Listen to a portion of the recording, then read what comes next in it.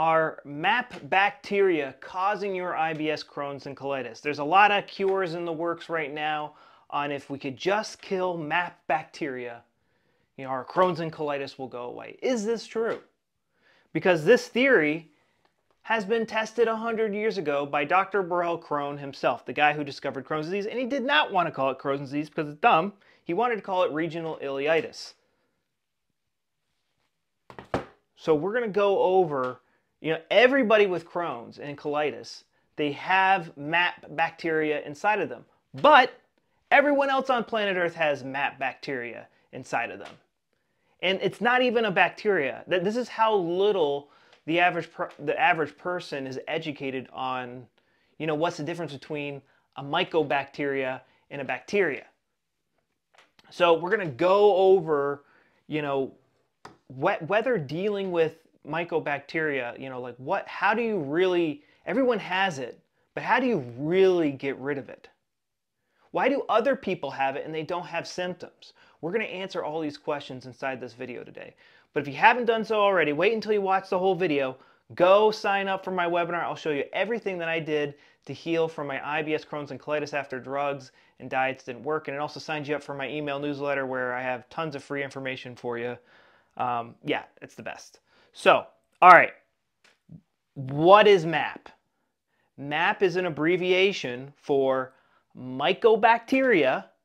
What is a mycobacteria? So in zoology, the way that we classify microorganisms is at first, and again, I'm sorry, I'm oversimplifying this here, but as far as German New Medicine is, the way that we think about it in German New Medicine, I'll explain a little bit more about that later.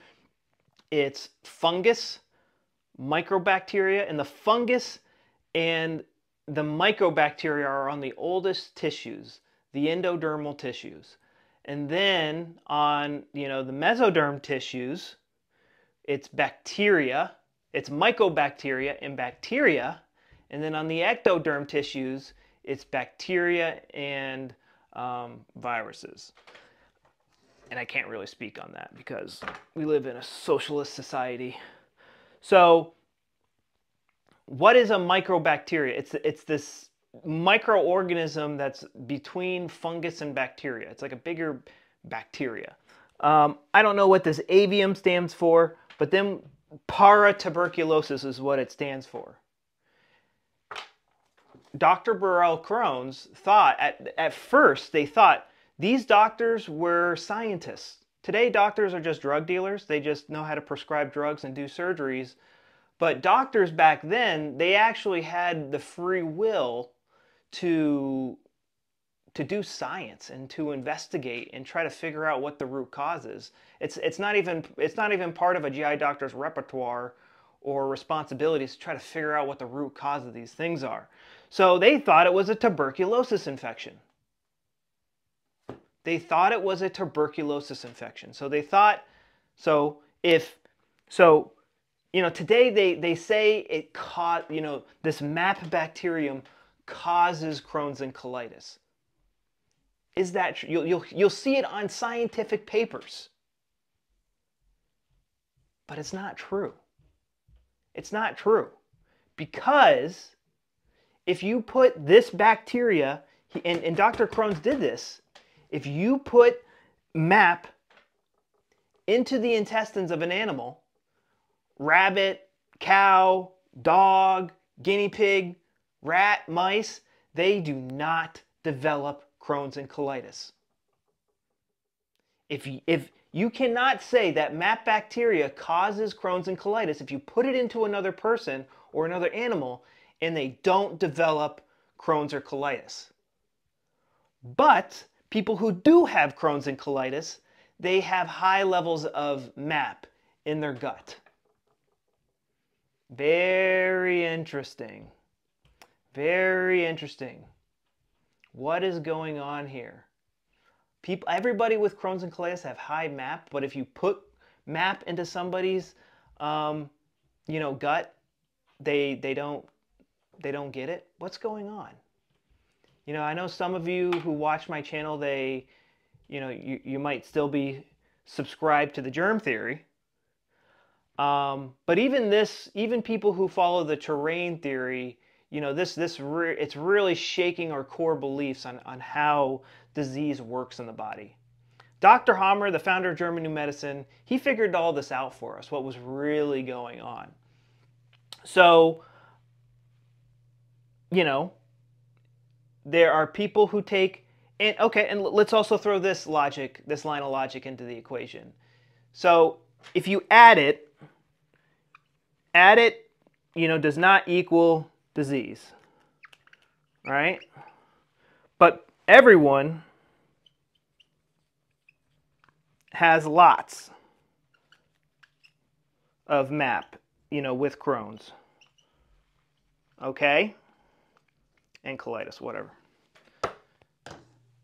And they also did experiments where they would take healthy poop and, you know, they did fecal matter transplants, you know, and they took antibiotics, so they replaced these MAP bacteria, but they would still, most of the people, not everybody, but most people would still have Crohn's and colitis. So even doing, you know, a fecal matter transplant, you know, most people still have, you know, Crohn's and colitis. Man, what's going on here? If I replace it, if I add, you know, this bacteria to a healthy animal, they don't get Crohn's and colitis. Okay, so it's not an infectious disease. If I kill the bad bacteria, if I kill these MAP, it just comes back. If I reculture the person's gut, the MAP just comes back. What is going on here? Now this is a far stretch. It's amazing that Dr. Hammer was able to do these discoveries and to figure out what was really going on here. So what's happening, and terrain theorists, scientists discovered that, is that MAP comes out of your own cells. It comes out of your own cells. Your own cells make MAP bacteria, mycobacteria, this tuberculosis. It is made by your own cells. They have seen it under a microscope. And so what Dr. Hammer found is that Crohn's and colitis is caused by a conflict shock, a stressful event that catches us off guard.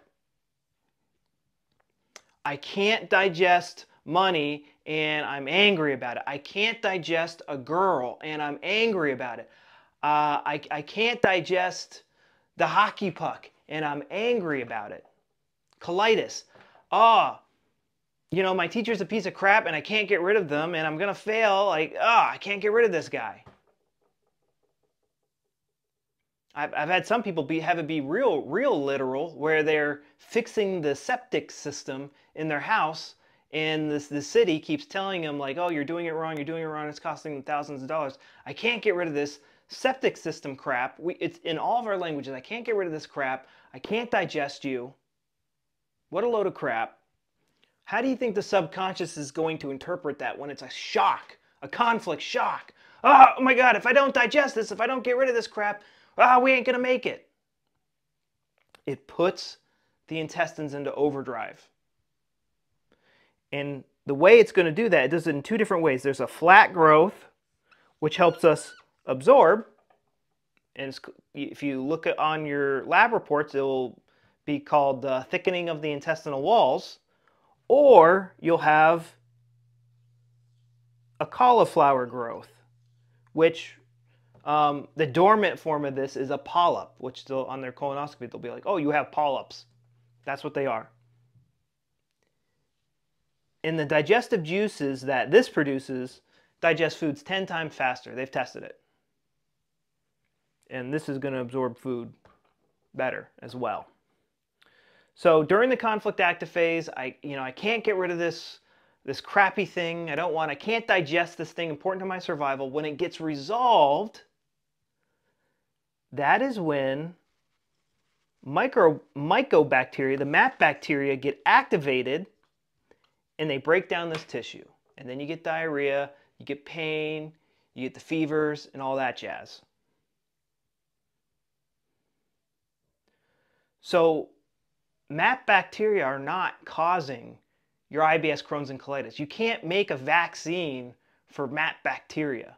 You can't make a drug or an antibiotic or a probiotic that's going to fix MAP bacterium. It's not how this works. It's been called a germ theory for 200 years for a reason now, because it's a disproven theory, and that's what it is.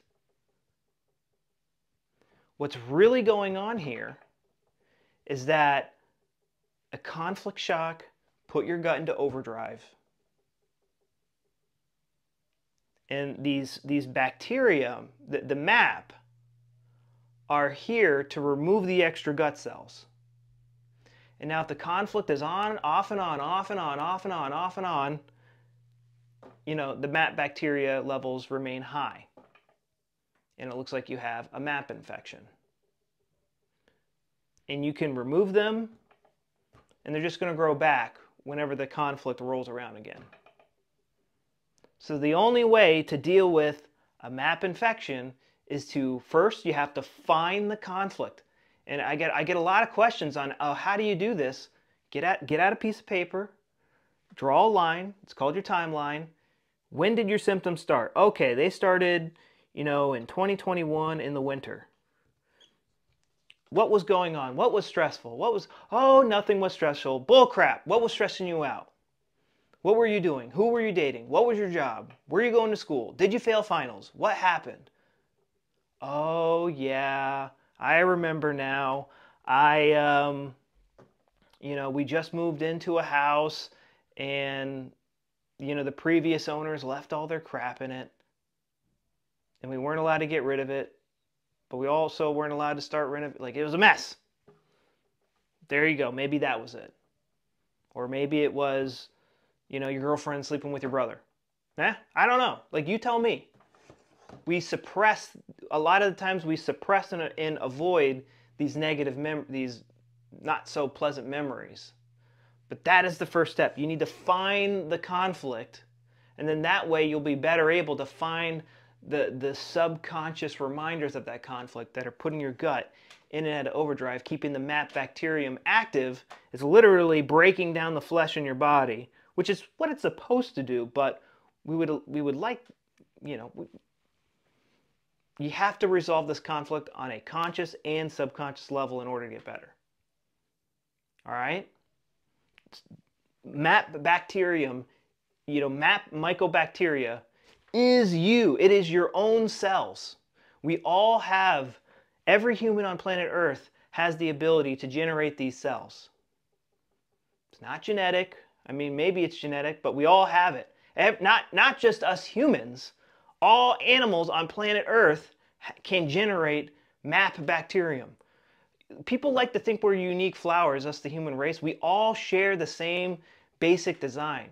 All animals share a very similar skeletal structure and organ structure, blood structure. It's all very, very similar with very tiny changes, you know, made to the design to better fit if you're, you know, a monkey flying through the trees, or a bird flying through the air, or a dolphin going through the water, or a fish. We all have a very, very similar design and makeup. We all have these biological special programs to help us survive, which honestly they make more sense on a